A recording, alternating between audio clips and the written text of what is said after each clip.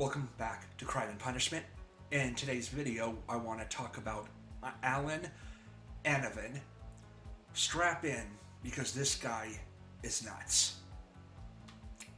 And as always, I will be putting an extended version of this video on Patreon. If you would like to check that out, feel free to head over. The lowest tier is only $2 per month. So if you would like to make a one-time donation to the channel, there is also a link in the description for that.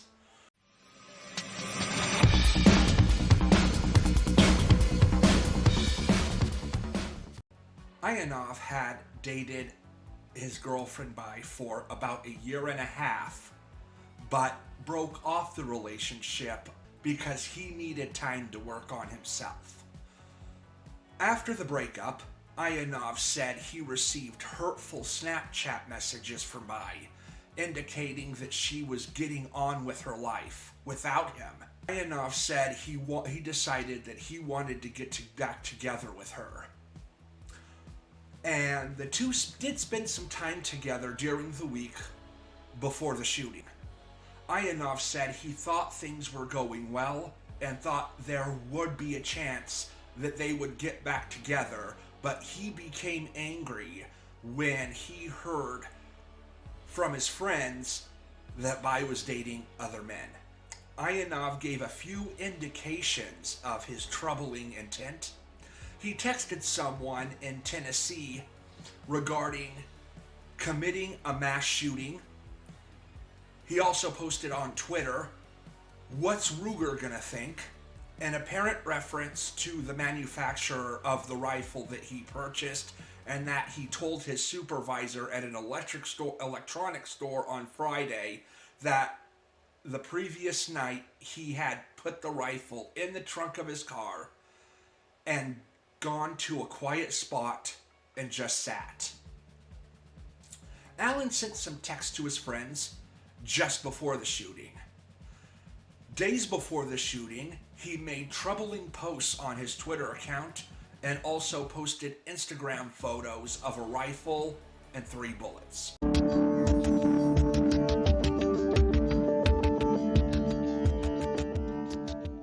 July 30th, 2016, a mass shooting occurred during a house party held by students of the University of Washington and Kamak High School in the community of Mukilteo. I hope I pronounced that right. It's a suburb of Everett. It's a suburb of Everett, Washington. 3 people were killed and 1 was injured. Afterward, the gunman fled the scene. 90 minutes after the shooting, a suspect identified as 19-year-old Alan Christopher Ivanov was arrested near Shiles, Washington. Tonight, newly released video shows how police tracked down the suspect in the Mukilteo shooting. The video also sheds light on how that suspect behaved once he was in police custody. King 5's Alyssa Hahn has the story. After the mass shooting in Mukilteo early Saturday morning, the gunman left the scene in his car. Witnesses identified the suspect as 19-year-old Alan Ivanov. Detectives pinged his cell phone to help locate him and then contacted the state patrol. We're advising you of a possible homicide suspect traveling southbound I-5. And suspect's last of Ivanov, Ida Victor Adam, Nora Ocean Victor. Okay. First is Alan. He is armed with an AR-15 style rifle. He was making suicidal thoughts earlier tonight, and he shot 3 people at a party. The Washington State Patrol pulled Alan Ivanov over on southbound I-5 near milepost 75 in Lewis County. Driver, put your hands out the window. Do it now. Ivanov seems to cooperate fully. He follows the troopers' orders. Driver, step out of the car and face away. Do it now. Once he shows them he was unarmed, they order him to walk backward to be arrested. Take a seat back there. In the back of the patrol unit, Ivanov appears calm, even informing troopers he's alone in the car. Passengers, put your hands out the window. Do it now. There's no one in there. I'm telling you. Troopers say they found an AR-15 on the front seat of the car with one magazine inserted into the rifle, the other magazine sitting next to it. Whew, that's creepy. That thing looks lock-loaded and ready to go. Perhaps the most striking thing about Ivanov is how calm he is. The 19-year-old sits quietly looking downward. The only sign of any stress is when he becomes thirsty. Yeah. Would you happen to want some water? Some water? I don't. My car, I'll see. Maybe they do. With the triple homicide suspect in custody, State Patrol relays perhaps the first good news of the night. Hi, Washington State Patrol. Hi. Your homicide suspect? You have him? Yeah.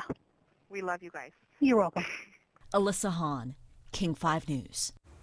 A memorial service for Anna Bowie will be held tomorrow morning. She was one of 3 people killed in that Mukilteo shooting.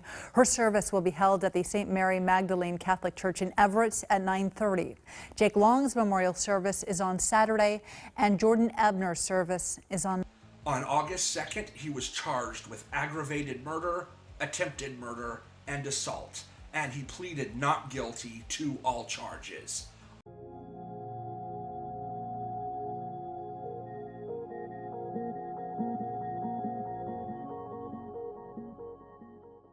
On August 22nd. On December 19th, 2016, Ivanov pleaded guilty to the killings. The shooting led to calls for gun control in Washington state. Before the shooting, a house party was being held in Mukilteo, about 15 to 20 minutes away from the university and the high school. High school students, most of them graduates, were in attendance. The gunman arrived at the party at around 10 p.m. and observed the party unarmed. After some time, he retrieved his rifle, crept around the side of the house, and concealed himself along a wall near the living room. He was discovered by Jacob Long, who he shot and killed just after midnight. Jake was hit 3 times in the back after saying no, no, no. He collapsed and died next to the pathway on the ground. Ivanov continued firing outside, wounding Will Kramer, but Will was able to escape by crawling away. Attention turned toward Jordan Ebner, who was also shot outside. Ivanov then walked through the patio door to where Anna Boy was sitting at a kitchen table, and he shot her multiple times, point blank, with some shots hitting her face. Afterwards, the gunman went upstairs to a balcony on the master bedroom and began firing onto 2 men, grazing the leg of one of them, whose parents owned the house. The 2 men did escape. During the shooting, some survivors hid and contacted their relatives. A total of 3 people were killed and 1 other person was injured. Right after the shooting, the suspect fled the house after realizing he had run out of ammunition. Local detectives tracked him down by pinging his cell phone and contacting the Washington State Patrol for assistance. 90 minutes later, he was arrested without incident by Washington State troopers on an interstate near Chehalis, over 100 miles away from the crime scene. An AR-15 rifle and 2 magazines were recovered from his vehicle. About a week before the shooting, Ivanov purchased the rifle he used and then purchased a second magazine on the day prior. According to court documents, right before committing the shooting, Ivanov read the rifle's manual. He also sent text messages to his friends, including one in Tennessee, alluding to his plans to commit a mass shooting a couple of days beforehand, calling himself a future shooter. Police say he was motivated by the recent breakup between him and one of the victims, and his anger that his ex-girlfriend seemed to be moving along in her life. The victims were identified as Anna Boy, his ex-girlfriend, 19, a University of Washington Bothell student from Everett, who was Ivanov's ex-girlfriend. Jordan Ebner, 19, of Lake Stevens. Jake Long, 19, of Everett. Will Kramer, 18, a University of Washington student from Mukilteo, who was seriously injured and had to be taken to Harborview Medical Center for treatment. He was released from the hospital on August 15th.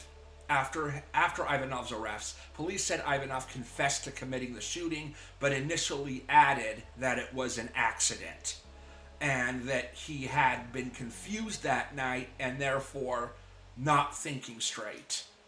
So he accidentally brought an automatic rifle with 2 magazines and only God knows how much ammunition, and then accidentally went to his truck to retrieve it, and accidentally crept around the side of the house and accidentally started shooting people? Is that what he's trying to say? He was held in the county jail on suspicion of 1 count of aggravated first-degree murder, 2 counts of first-degree murder, and 1 count of attempted first-degree murder. During a court appearance on August 1st, Ivanov's lawyer questioned the ease of his client to legally purchase an AR-15 with a high-capacity magazine while he is still not legally able to drink alcohol. And in other words, what this attorney is saying is that it's not his client's fault, it's the law's fault and the gun shop's fault for allowing him to easily purchase this weapon. That's whose fault it is. Victim impact statements, as well as Ivanov's statements. Will's mother, Liz Raymond, spent all 17 days and nights in the hospital, sleeping in Will's room until he was released from the hospital.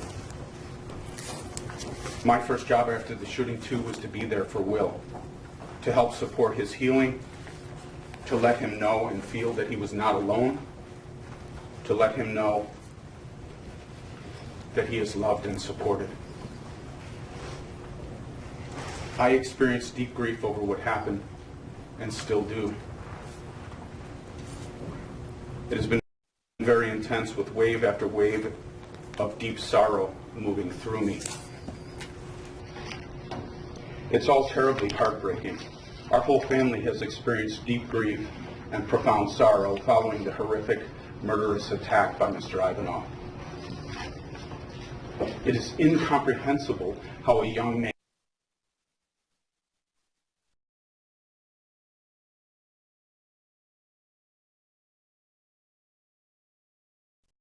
man from our community could do something like this.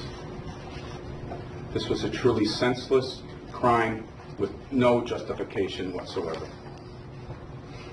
What Mr. Ivanov did was so egregiously wrong. He took the precious lives of 3 innocent young people from us. That they lost their lives at such a young age is beyond tragic. They were good kids from good, loving families. They each had tremendous potential to be and do good in the world.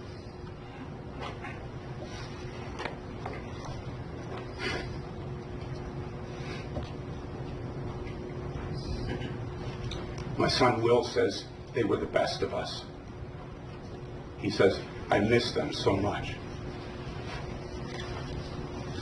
Our hearts ache for the loss of the young, innocent lives of Jordan Ebner, Jake Long, and Anna Bowie. We are witness to the extreme heartache felt by the parents of Jake, Jordan, and Anna. Our hearts go out to their families, to Autumn Snyder and all of Jake's family, to Brad and Nikki Ebner, to Brian and Stacy Schnitzler and all of Jordan's family, to Hung and Rachel, and to Annie and David and all of Anna's family. The pain of their loss is beyond what any human being should have to endure. I say to them, please know that you are not alone. You are in our hearts. This story is an absolute nightmare for all involved. I'm so sad for Vicki and Carl Bratfold and their son Tristan, in whose home this tragedy took place. They have provided a safe, loving home for my son and his friends to hang out for several years. It is horrifying that this happened in their loving home. To Carl and Vicki and Tristan, I say we love you and pray that your loving home is cleansed of all negativity from this tragedy. The whole community of Mukilteo was shocked and horrified by this shooting. I give thanks to Mayor Jennifer Gregerson, who is here today, the Mukilteo Police Department, and the other first responders, especially the medic unit who took Will to Harborview Regional Medical Center.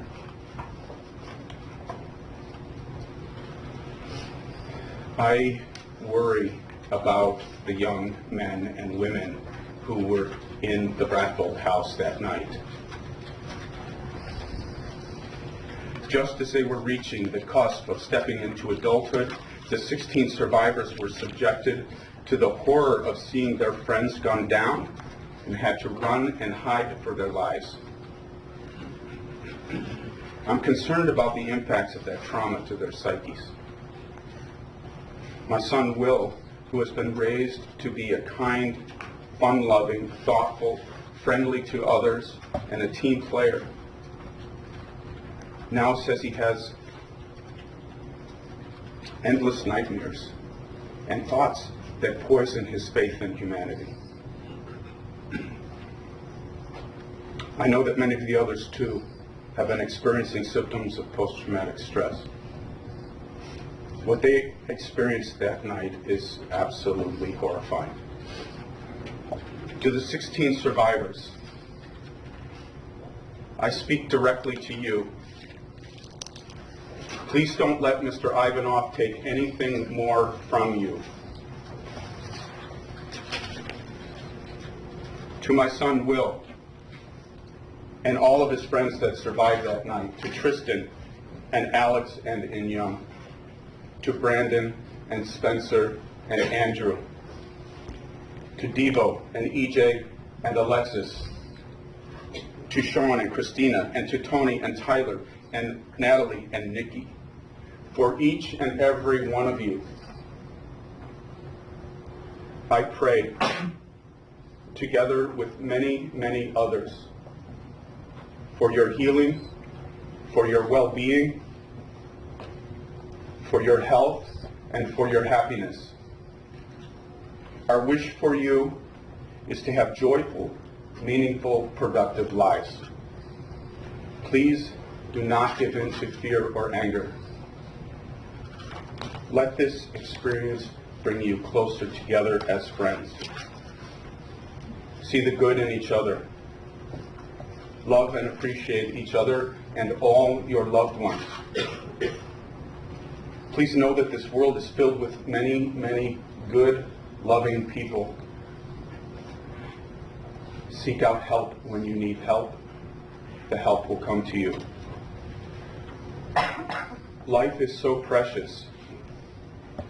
We need to do what we can to help make this a kinder, more compassionate world. Keep Jake and Anna in your loving memory. Live love for Jordan.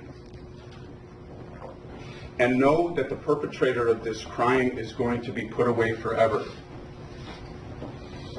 Mr. Ivanov has shown his extremely defective character, and he needs to pay for his crimes.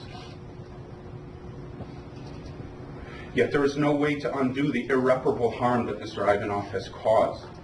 There is no way to bring back the precious lives he took so inhumanely. To add insult to injury, he shows no remorse. In fact, on the contrary, he takes pride in his crime. Since the crime, he has written rap lyrics bragging about murdering his girlfriend and aggrandizing himself in such a sick way. for anything approaching justice in this extraordinarily egregious crime, Mr. Ivanov should have no possibility ever for parole. He is a completely defective human being. He is disturbed, irrational, and unstable. He is a deranged coward. He should spend his entire life locked up.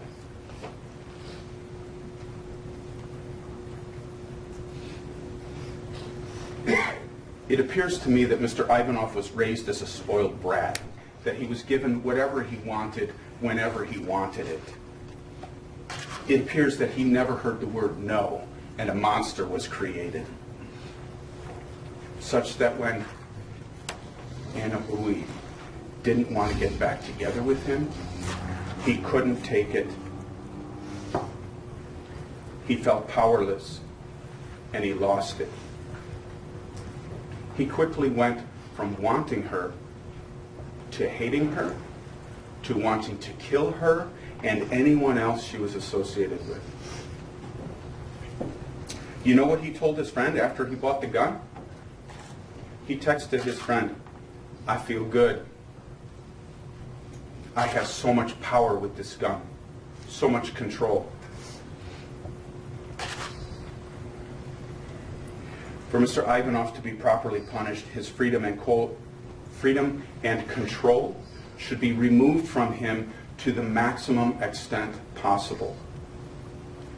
Even within the prison system, his freedom should be limited to the maximum extent possible for as long as possible. Please make that recommendation in his file going to the prison system. He should die in prison. This speedy legal resolution is appreciated. I thank you, Your Honor. I thank the Mukilteo Police Department.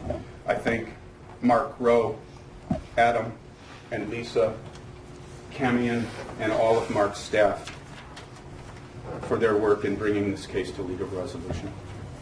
Thank you, Your Honor. Thank you, Mr. Kramer.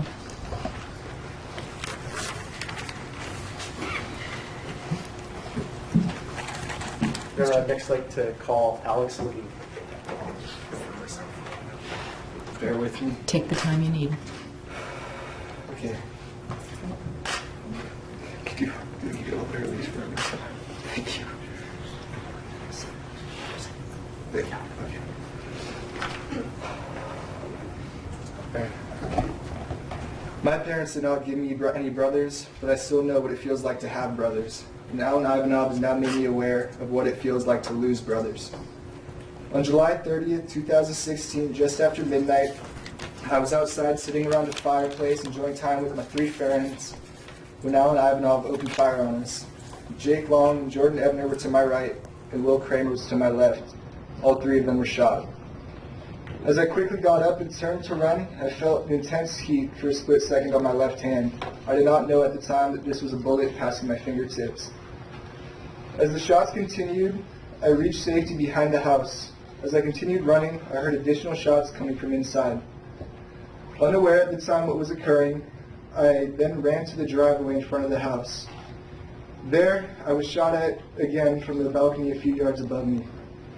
I immediately ran down the driveway while the shots continued and made my way down the street to my truck, where I then hid in the driver's seat.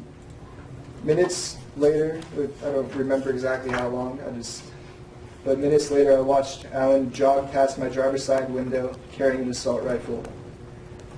After he had passed, I ran back to the house, and once I entered, I walked upstairs and I looked down a hallway, and I saw Jordan Ebner laying on the ground motionless with his eyes open.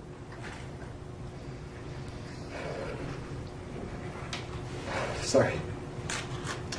At that point, in a state of shock, I ran upstairs and hid inside of a room. I then listened to my friends scream for help, cry, and make calls to 911.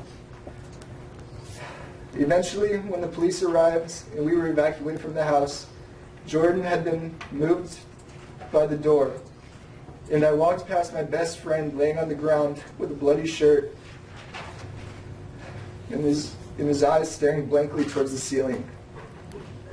Over many years, I'm okay, I'm sorry. Over many years, I had formed thousands of memories with Jordan, but now I'm unable to think of them without also seeing the image of him in that house, on the floor.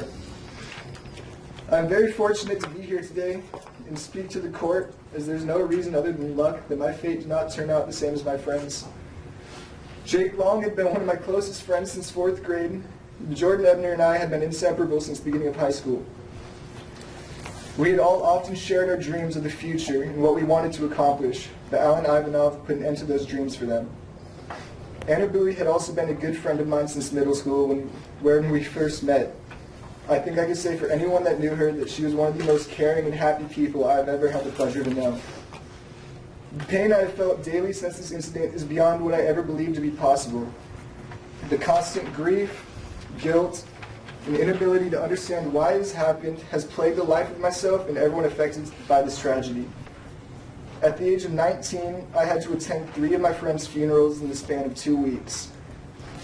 There is no age where you should have to carry your friend's casket down the aisle, but I know for sure 19 is far too young for that experience.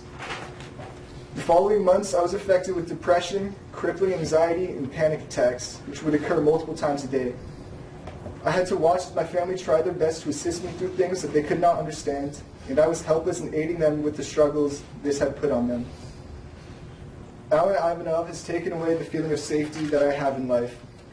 I had never experienced someone with a complete lack of empathy or control over basic emotions, but now I have become all too aware that they do in fact exist in this world, and you don't know who they are.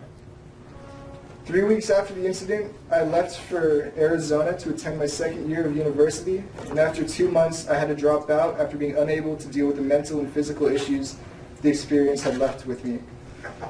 I would like to ask the justice system to place the strictest possible punishment on Alan Ivanov for what he has done. His freedom should be taken from his life, just as he took freedom away from Jake, Jordan, and Anna. Through prescriptions and countless hours of therapy, I have stopped letting this event have a complete control over my life. But even with the emotions numbed, I will never be able to completely escape them. No amount of counseling or medication will ever be able to help the fact that I will now not be able to grow up with my closest friends. I will not be able to text them when I'm in need. I will not be able to meet up with them and watch Seahawks games every fall. I will not be able to see them find their careers and make a difference in this world. I will not be able to introduce them to the girl I fall in love with. I will not be able to ask them to be the groomsmen at my wedding. I will not be able to let them meet my children. And I will not be able to tell them, just one more time, how much I love them. Thank you. Ms. Bowie. Good morning. My name is Chronology, and it's spelled Phchronology, and I'm the cousin of Anna Bowie. There are no words to convey the amount of sadness and hurt that I have endured over the very tragic and very public death of my cousin Anna.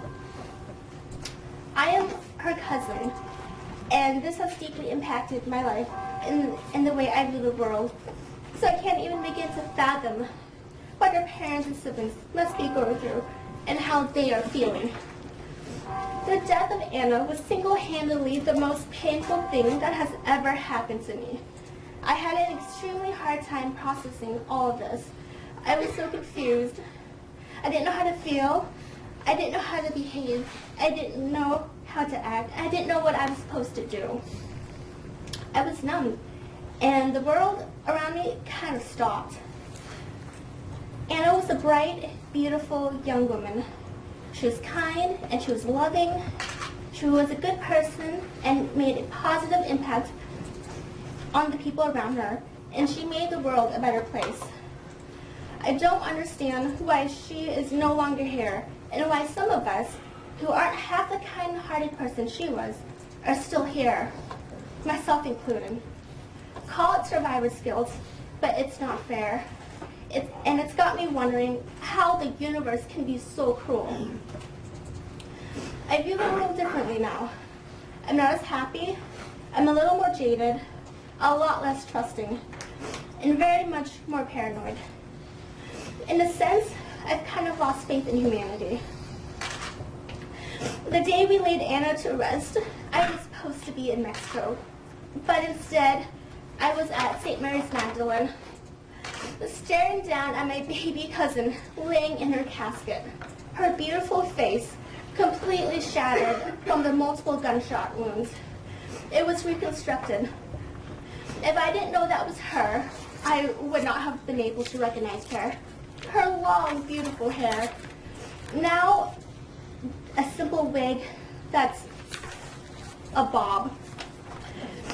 I was standing beside her casket holding my iPhone and FaceTiming family members in Vietnam who weren't able to make it on such short notice. I turned to my side and watched her father, my uncle, kneeling beside her casket, tenderly caressing her face, crying, and begging for his daughter to come back. A person does not get over that, and it's changed me forever. Every time I remember that image, my heart breaks over and over again. It has not gotten easier over time. I would not wish an ounce of hurt my family and I felt on anyone, not even on the person who caused it all.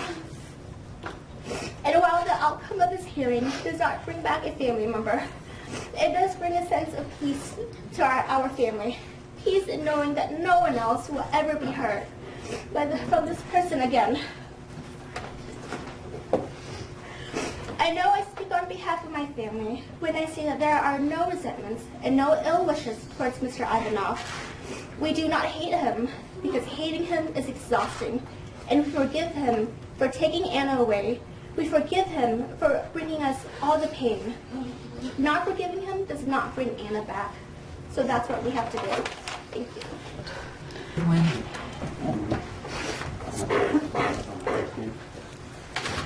N-G-U-Y-E-N. Your Honor, my name is Tony Nguyen and I'm a youth leader with the Vietnamese Eucharistic Youth Movement, the Holy Spirit chapter in North Everett. For many years, Anna called us her second family. She grew up in our youth group at the tender age of 6, and I had the wonderful privilege and blessing of teaching and mentoring Anna for many years while she was in our youth group. At first, when I was told that I would have the opportunity to speak my mind as to my thoughts would be on the effects of what happened and what this person should receive, as a time server, I felt I knew exactly what to say. But when you sit down and you begin to start writing, you kind of get lost. We all know what this person has done. He has ripped away the joy and the spirit of who Anna was and still is. While alive, Anna was a joyful and lively individual with a heart of gold for others. From the very beginning in our youth group, she was always the one to turn to when you needed a bright smile with a contagious laughter. Her kind heart was always apparent by the way she interacted with others around her, inciting obnoxious and continuous laughter day after day. Unfortunately, we can never hear that laughter again. We can never see her smile light up a room again. When I think about the impact of what he has done, I think about what a huge loss this is for our community. For our children growing up, the chance to emulate, look up to, and admire a compassionate young woman of strength, love, and courage was ripped away from them. Emotionally, this tragic event has taken a toll on everyone. If you just take a moment and imagine a youth group of 150 kids asking you why. Why did this have to happen? There are no answers. The family, the youth group, and the larger community. Anna was not just a person that you met and forgot. She was going to be a world changer. She was going to be an innovator that aimed to help people. She was larger than life. Anna had a lot of plans. She had huge plans of becoming an impactful nurse. She had plans to travel and do mission work. At the young age of 16, Anna wanted to travel with me to Haiti to do mission work with orphan children. Life got in the way and she never got to do it, but always had it in the back of her mind. Now that can never come true either. He took away all of this. No matter how many times myself and others try, this is just not a dream. This is a reality that we all live in now, a reality without our daughter, sister, friend, best friend, a reality without our Anna. The defendant deserves the longest amount of time possible to the recklessness of his crime in proportion to what he has taken away from our community. I feel that will allow us to not have to worry about him on the streets while we try to mend the wounds and heal the burns left on our minds and our hearts. No one deserves to feel this level of pain and hurt that the defendant has caused so many people. I don't want another family, another best friend, another youth leader, another aunt, another uncle, or another cousin to go through what Anna's family and friends have gone through. I don't believe there's enough time in the world that can be given that can make up for the damage that was done. But we take comfort in knowing that the court is a place of reason and justice. I hope my words are taken into consideration. Thank you. Right in there. C-R-A-D-E-D-N-E-R. I don't know if I could do this. Take your time.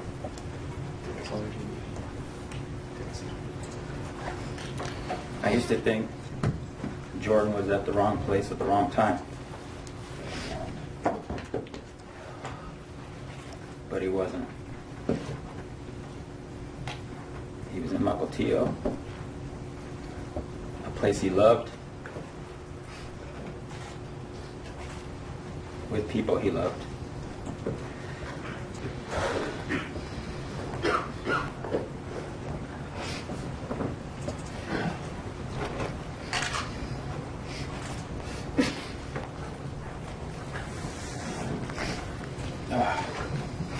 He loved his friends so much.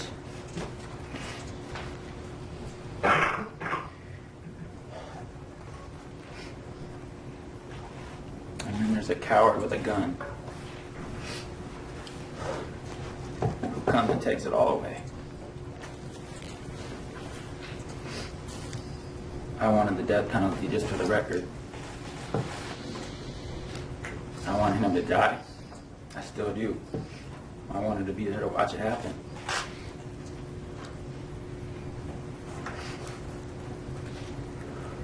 He took my first boy.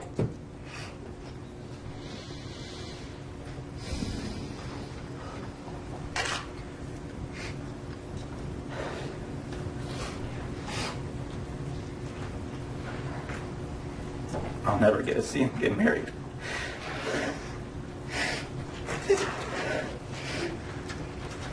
I have kids.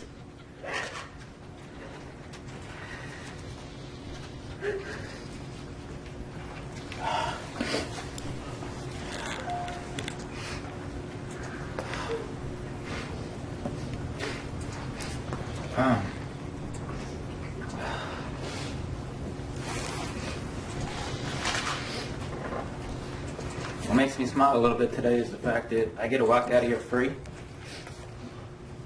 Everybody in this room gets to walk out of here free, except for him. We get to leave here and go be with family, go visit a friend. We can go to the beach or the park, a movie, a ball game. We could walk out those doors and get in our car, turn the stereo up as loud as we want and just drive wherever we want. Sky's the limit. For him, not so much. I mean, he's 20. 20 is supposed to be the best years of your life. He'll be in prison. That puts a smile on my face. His 30s, he'll be in prison. 40s, he'll be in prison. 50s, 60s, 70s, 80s, 90s. That puts a smile on my face. I know mommy and daddy are going to try to protect him with money. It's prison. Money can only get you so far. Hell, it might make it worse. He'll experience pain, mentally, emotionally, physically. That puts a smile on my face. Life in prison's great. But I hope one day I turn on a TV or open a newspaper and see that he got what he truly deserved. coward. That's all I got. Ms. Bowie. My name is Annie Bowie, spelled A-N-N-Y-B-U-I. I am the sister of Anna Bowie. When my family and I received the news that she was murdered, the world shook and our lives turned upside down. Every bit of me went numb. This really can't be happening. She has done nothing to deserve this. Neither did Jake or Jordan, and those who witnessed what happened that night. Growing up, like most siblings, Anna and I didn't always get along. Our age difference, our stubbornness, and me being the bossy sister got us into arguments. As we got older, I only yearned that my sister and I would be the kind of sisters to be best friends. I started praying, and I reminded myself to be the best sister. I reminded myself to be the best sister I can be, letting her know that I am always there for her no matter what. I apologize for not always being the nicest growing up, that I love her and I am so proud of who she was becoming. I hope to see her graduate as a nurse, and one day she would be my maid of honor, or share memories for future kids of the amazing Europe trip we had this past summer.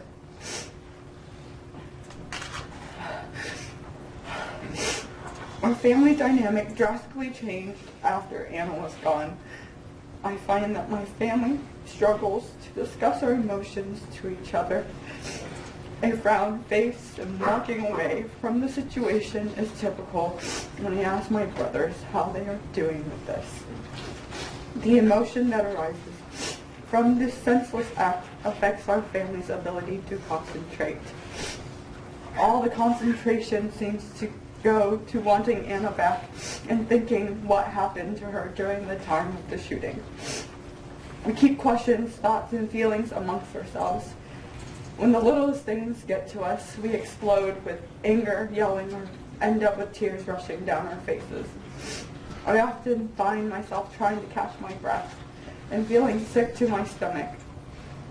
Family roles shifted, finding myself looking after my brothers even more. I am afraid to go out with friends or not wanting to leave my house. I don't want to lose another loved one.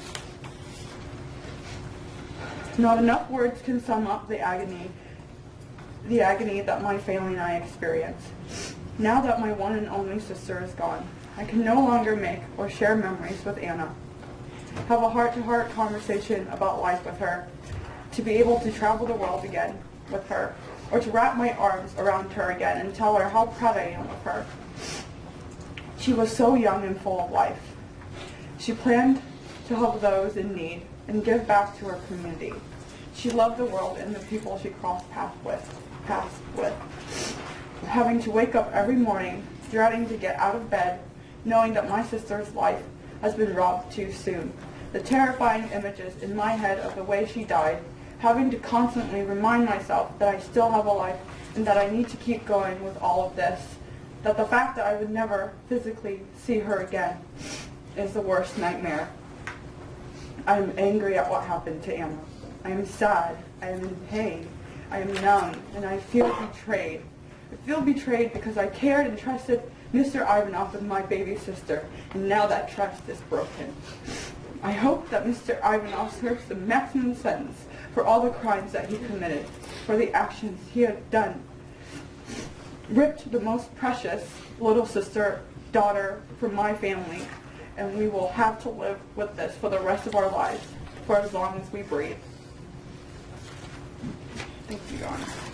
Thank you for allowing me to speak. My name is Autumn Snyder, AUTUMNSNIDER. Jacob Michael Long is my son. I no longer have Jake with me in person, so I chose today to bring him with me.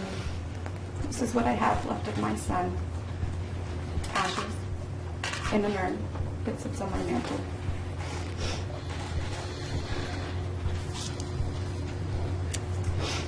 My life was shattered on July 30th, 2016.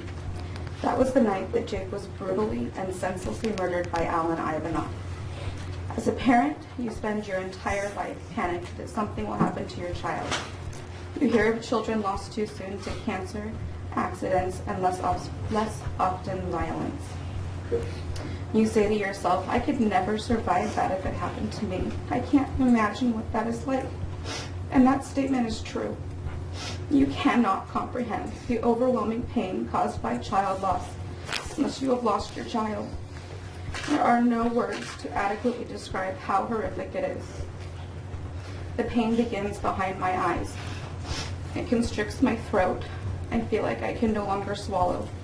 It seeps down into my chest where my heart is squeezed to the point that I am just sure it's going to explode. Somehow it doesn't, so the pain continues to my stomach, where it burns and twists into aching, painful knots. I know that there has to be no way that my body will make it another minute. How could it? It hurts too much. But somehow I take that next breath.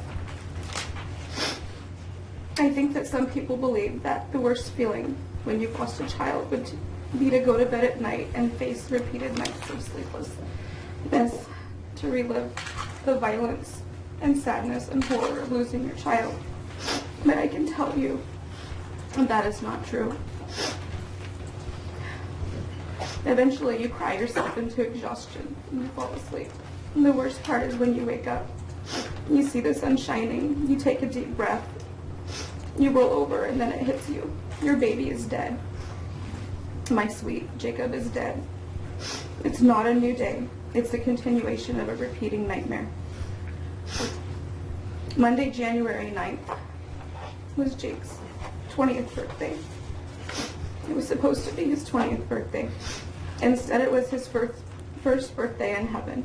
I will never see Jake turn 20, 30, 40, or 50. Jake will never graduate college, never get married, and never have children. I will never be a grandma to his kids. Jake is gone. He is dead, and Alan killed him.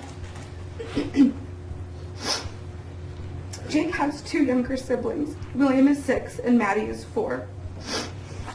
There is no way for children that young to comprehend the idea that their brother has died.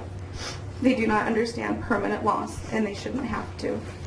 They shouldn't have to live the rest of their lives knowing that their brother was brutally and senselessly murdered by a weak-minded, entitled man. Raising William and Maddie over the last 6 months has been heart-wrenching, and at times I simply don't know what to say or do because nothing I say will make it better. I wonder if I should be honest with them. Should I shelter them? I wonder how I can explain to a 4-year-old that her brother has died and he is never coming home. I don't know how to say, no, Maddie, you will never see him again, and no, Maddie, Mommy can't fix this. How do I protect their hearts and minds without giving them false hope? But I try. Typically our days start out okay. Excuse me. I wake the kids up, and as I drive them to daycare, I look for ways to start their morning in a positive way. We look for the beauty in the sunrise. We comment on the mountains, and on really good mornings, Maddie peeks out the window and shouts, "Good morning" to Jake. Our evenings are a very different story. Each and every night, like clockwork, Maddie gets in the car and she asks about Jake. William, who is 6, turns to her and tells her not to talk about it because it makes Mommy cry. I remind them that crying is okay and that it's okay to miss Jake. This usually gets us through the 15-minute drive to our house. By bedtime, Maddie, who again is 4, has fully melted down. And so every single night, I hold my baby girl while she sobs into my shirt, begging and screaming for Jake to come back. She says, "Mommy, am I gonna die? Is the bad man going to kill me too? Why did Jake have to die? Please, Mommy, I want my Jakey back." And all I can do is sit with her, cry with her, and say, me too, Addie, me too. I hold her until she is calmed down. I put her to bed, and then it's my turn to sob, beg, and plead for Jake to come home. When Jake was born, he had a really tough first year. He was sick all the time, and he spent many weeks in and out of the hospital with severe jaundice, pneumonia, and RSV. I was constantly worried that he wouldn't leave the hospital, and as much as they tried, they couldn't get me to leave the room. I made them wheel a bed in there, and I slept at his bedside day and night for weeks. I wouldn't leave to shower or to eat. As Jake grew into toddlerhood, I packed him up and I moved to Seattle to provide Jake with a better life that I thought I had found in Mukilteo. Jake started kindergarten in 2002, and soon after it was confirmed that Jake was intellectually gifted and physically capable of excelling in baseball and any sport he tried. Jake was placed into the Summit program, which is a highly intelligent, gifted program for youth. He joined the select baseball team and began 13 years of intense academics and full-time commitment to baseball. Jake was particularly good at improv. He loved to make people laugh. He had a smile on his face and an endless appetite, both of which he took with him as he made the rounds to his many friends' homes in Mukilteo. After graduation, Jake was accepted to the University of South Florida. I was really, really proud. I was so proud. And I was really sad. I was really sad that my little boy would be across the country. And I wondered what I would do if there was an emergency. But I sucked up my sadness. I put on a brave face. I boarded the plane with him, and I dropped my baby off at college. We used this opportunity to spend a week at the beach in Florida, and I am so incredibly thankful each and every day that I was able to have that one last vacation with my son. Jake returned to Washington during the Christmas break and told me he wanted to be closer to home. He was homesick. He wanted to be with his friends and his family. I was secretly filled with joy. My son was back home where I could keep him safe. When he picked WSU for his sophomore year, I was beyond excited. This was just far enough away for Jake to have his independence, but I would be able to visit often, and he could come home for weekends and breaks.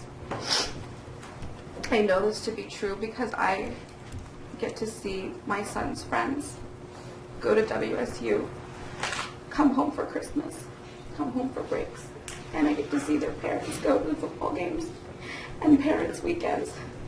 And I won't have that. The last time I saw my son alive, I fed him, I did his laundry, and I sent him home with a big bag of leftovers, much to his resistance. He stated he couldn't eat them because he would be leaving in 2 days for orientation. That said, he humored me. He gave me a big hug. He said, "I love you, Mama," and he left. The next time I saw my son was at his viewing. He no longer looked like Jake. His face was caked in makeup. His essence was completely gone. He was cold to the touch. And as much as I squeezed his hand, he did not squeeze back. The cremation director came in to let me know he would return Jake's funeral clothing to me and that he would remove it prior to cremation. I began to sob, and I said, "No, I can't do that."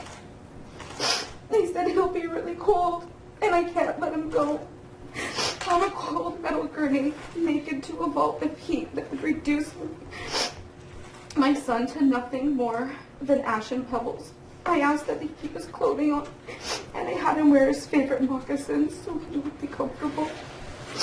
I then asked them to cremate him in his casket so that he wouldn't be so scared.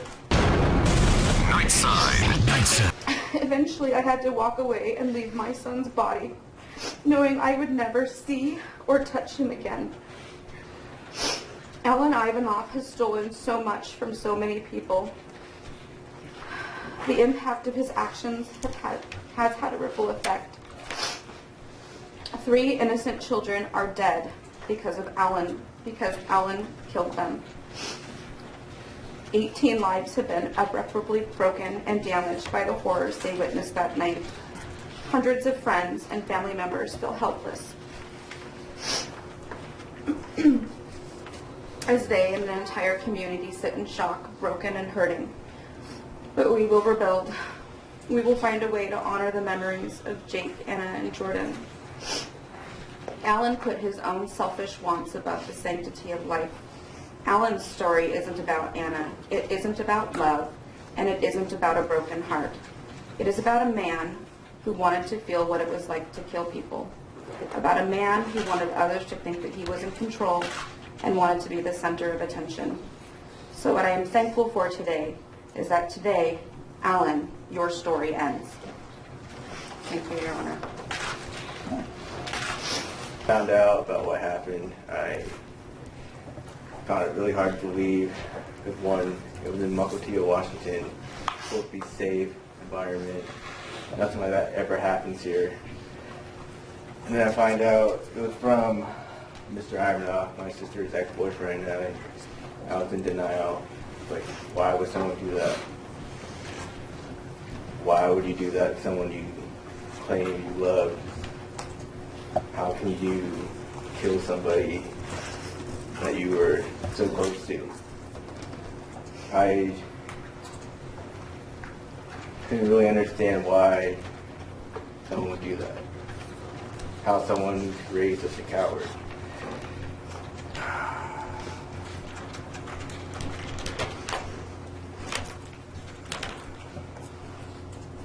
My sister had a lot of stuff going on for her. Now it's all gone. Our family, we'll never see her again. The last time I saw her, she was getting ready to go out and being happy. And then when I saw her, she's in the casket.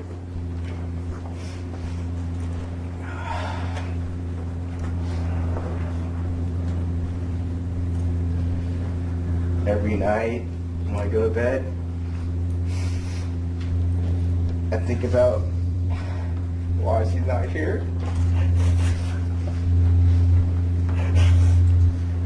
Why they kidnapped her family.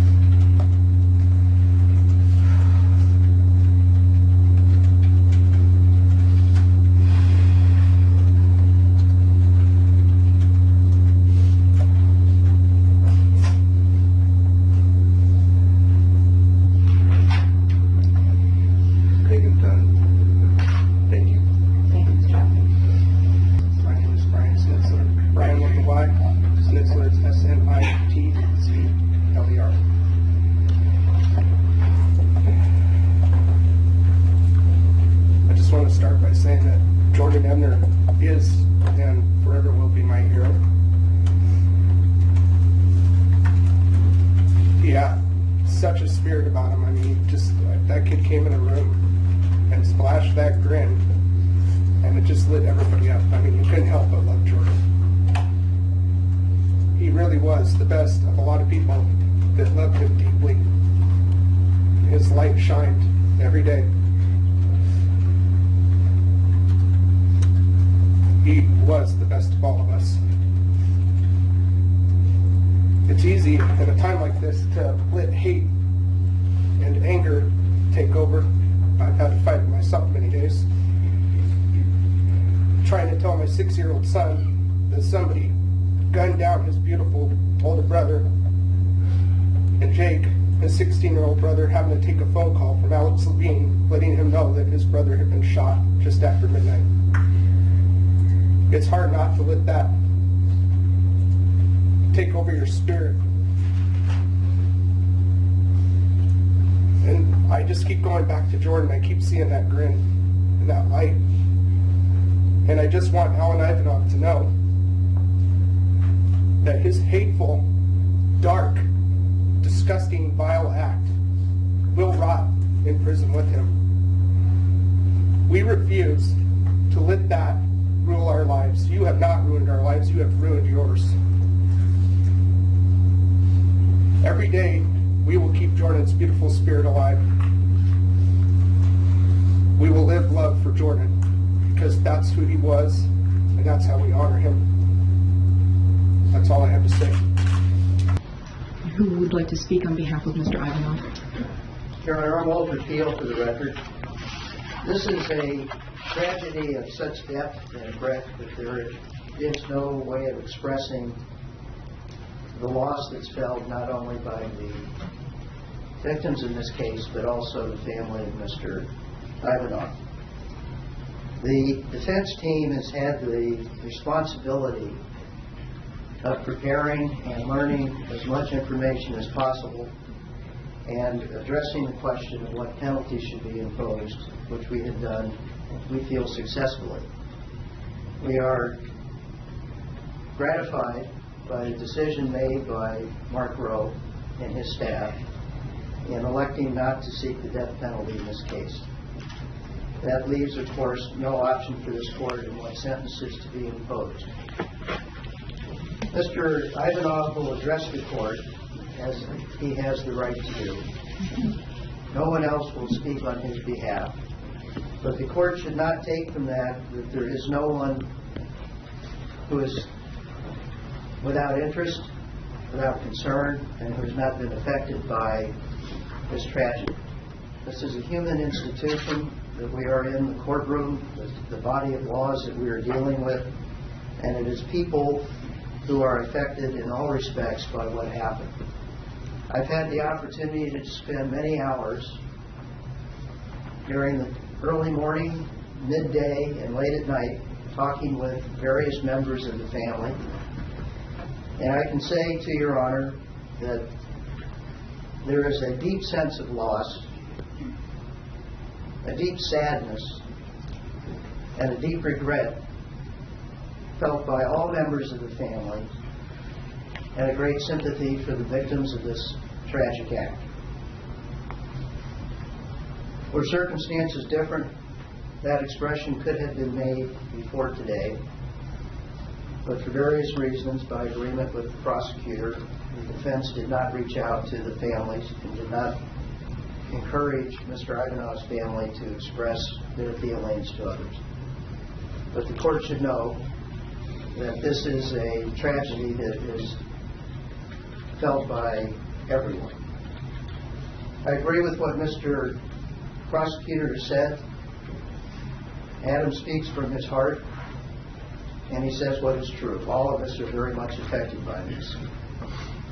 As we sat and listened to the terrible description of the response to this event, those of us with children could substitute our own children for those who were described as the victims in this case.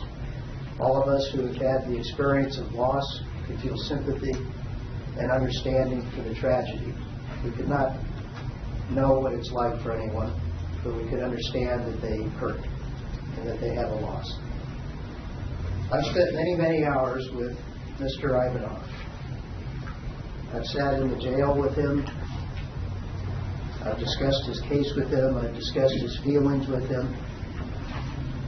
I can tell the court that he has great difficulty expressing in public what he can express to me in private. The sense of loss and regret and a lack of personal understanding of why he did such a terrible thing.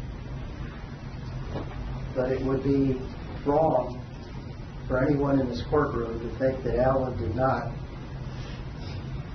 suffer remorse, experience sadness, and understand the depth and terrible consequences that he caused and how his life will forever be changed. His mother and father particularly are now experiencing a similar kind of loss, not nearly as severe as the three who have died, but nonetheless they share in a loss that's caused by Alan. We're thankful that Alan remains alive. And I think that's the only thing I can say is positive from the result that's taken place. Alan would like to address the court. We have no legal objection to the sentence that is to be imposed, but we would like the court to accept allocution from Mr. Ivanov. Of course. Mr. Ivanov, you have a right to allocution in this courtroom. What would you like to say at this point in the proceedings before I sentence you? Yeah, I've prepared a speech, and I'll read aloud. The most precious thing any of us have is life. One's own life and the lives of those dear to us. Life is more sacred than anything. We are only given one life, our one opportunity to live, love, grow, exist. On July 30th, hopeless, suicidal, and outraged with jealousy, I violated the most fundamental trust of our community by taking the lives of 3 and harming the 4th. In the process, not only did I deprive 3 individuals of all the promise, joy, and experience of a lifetime, but I also caused untold anguish, suffering, and pain to an entire community. I cannot imagine the agony of a parent losing a child, but I'm devastated by the enormity and finality of my misdeed. I have ruined my life. I have caused my family a lifetime of sadness and loss. I have ended all my friendships. So even though I cannot put myself in any of your places, I do have an idea of how completely awful my actions were and the damage I have caused, damage which cannot be undone. I want to apologize wholeheartedly to all those whose lives I've taken, Anna, Jordan, and Jake, and all of you whose lives have been so darkened by my actions, parents, relatives, and friends, as well as Will and his loved ones. I understand that this has been a nightmare for all of you. It certainly has been for me, and I don't know when, if ever, the darkness of my crimes will lift. I wish to share that not a single day has gone by for me without reflection and remorse. I have cried my eyes out day after day. While I've been portrayed as a cruel, heartless monster and this murder has been judged as premeditated, I want everyone to know that I did not intend for events to unfold as they did that night. In a moment of shock, I pulled the trigger because I couldn't control my emotions, not because I was born a cold-blooded killer. I don't know what I thought would happen. I waited outside that house for hours, my heart racing like it would explode. And when I was discovered, it all happened so fast. Satan was in control. I have replayed the events over and over. How could I have done this? I cannot say, but I know that it was not my intention to take anyone's life. I never, ever was a violent or vindictive person, and until that night I was more straight and narrow than anyone I know. Dear Anna's family, perhaps anything I say will come off as self-serving and offensive, but please hear me out. Anna visits me in my dreams and talks to me all the time. I cannot explain how much I loved her, and how much I still and forever will.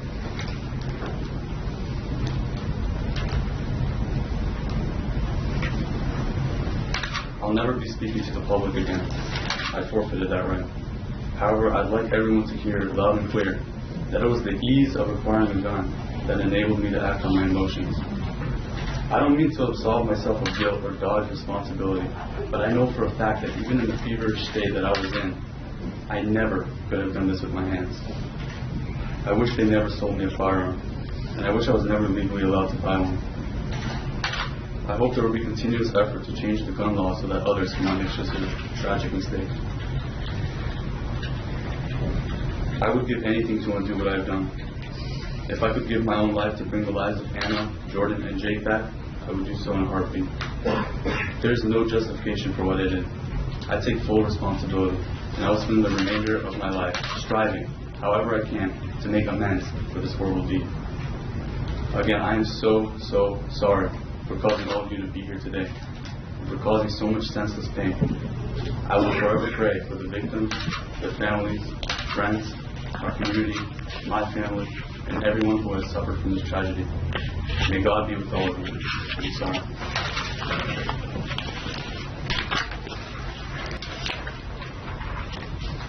When you entered your guilty plea and completed your statement of defendant on plea of guilty,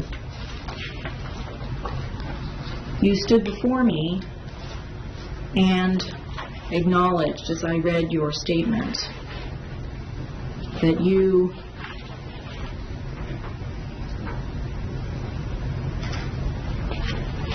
intentionally and with premeditation killed Anna Bowie, Jacob Long, and Jordan Ebner. Today you stand before this court and say you didn't intend this. Explain yourself.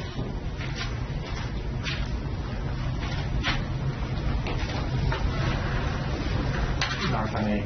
You may. Your Honor, I think my client is conflicted in the sense that there's ample evidence of premeditation, and he was conflicted that night, and it was described to the law enforcement that night about how he sat in that car and how he deliberated and acted with regret. In terms of what he said today, I don't think is in conflict with what he represented to the court at the time of the plea, and it is rather the function of a conflicted 20-year-old who struggles every day with his actions and what he did. And as Mr. Cornell talked about, what could happen in 35 seconds, and his wish that he never went down that road and never went into that party and never intended to cause the pain and suffering that he did, even though he knows full well what he did and that legally he acted with premeditation.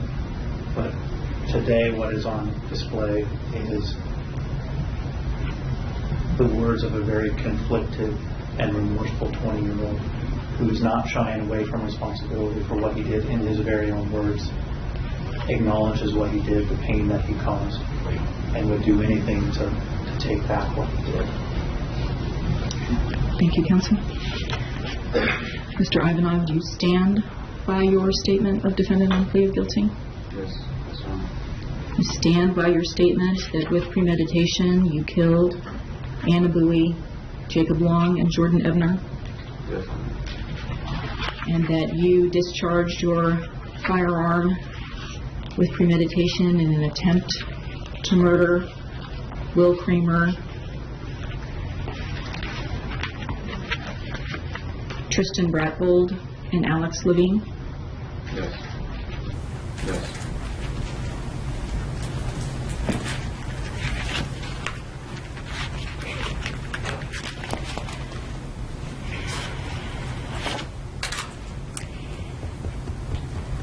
Mr. Ivanov, the case, the charging document, the affidavit of probable cause, they don't begin to capture the horror, the nuance, the impact of your actions, of your premeditated crimes. Today, in this place, some of that has been shared. I heard about Anna Bowie, a young woman full of life, full of promise,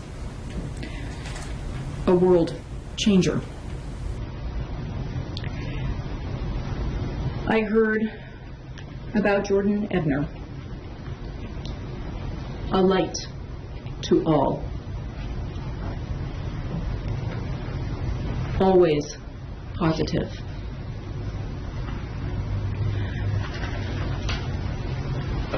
I learned about Jacob Long, a gifted young man,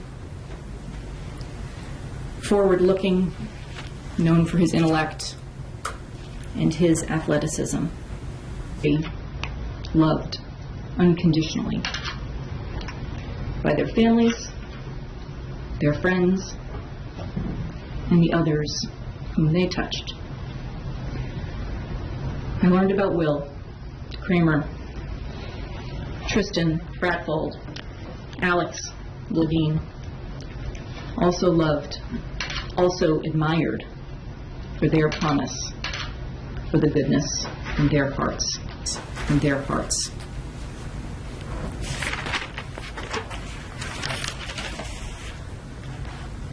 I also heard about the impact of your actions, the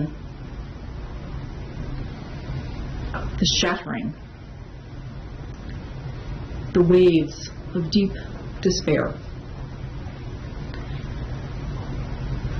the incomprehensible emotions, and the horrifying facts, the irreparable harm suffered, and the indescribable pain, the ripping away of so much, and a world turned upside down. I have heard about numbing. I have heard anger. I have heard despair.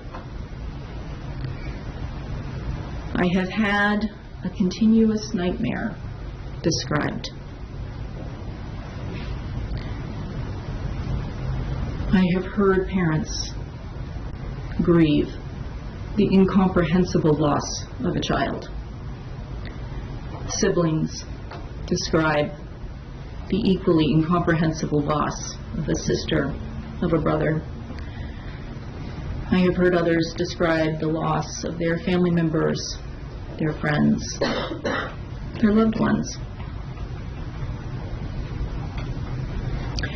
So I hope you can see that when you emptied that clip on July 30th of 2016,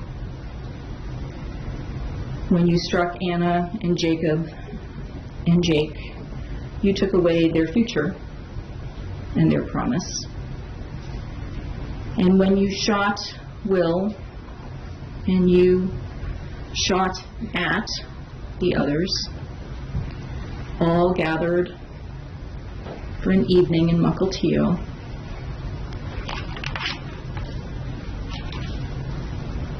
you harmed all who love them, who value them, and for those that died, everyone who misses them. Mr. Ivanov, this is what you have done. Your actions are heinous. They are unpardonable. You deserve to be separated from society for the remainder of your life, and you shall. There is no just punishment other than to separate you from society for the remainder of your life, and that shall be the sentence of this court. It is the court's view that this is both just punishment and necessary to protect the community. And so,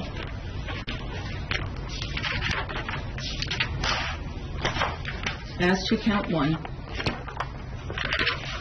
for the aggravated first-degree murder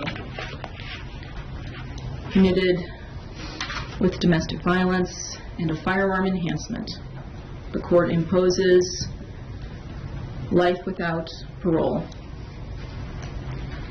including a 60-month firearm enhancement. And as to count 2, for the aggravated first-degree murder with a firearm enhancement for the murder of Jordan Ebner, the court imposes life without parole and a 60-month firearm enhancement. And as to count 3, for the aggravated first-degree murder of Jacob Long with a firearm enhancement, the court imposes life without parole with a 60-month firearm enhancement.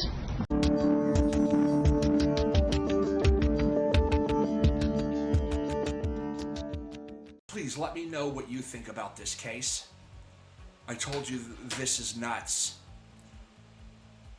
Leave your comments below.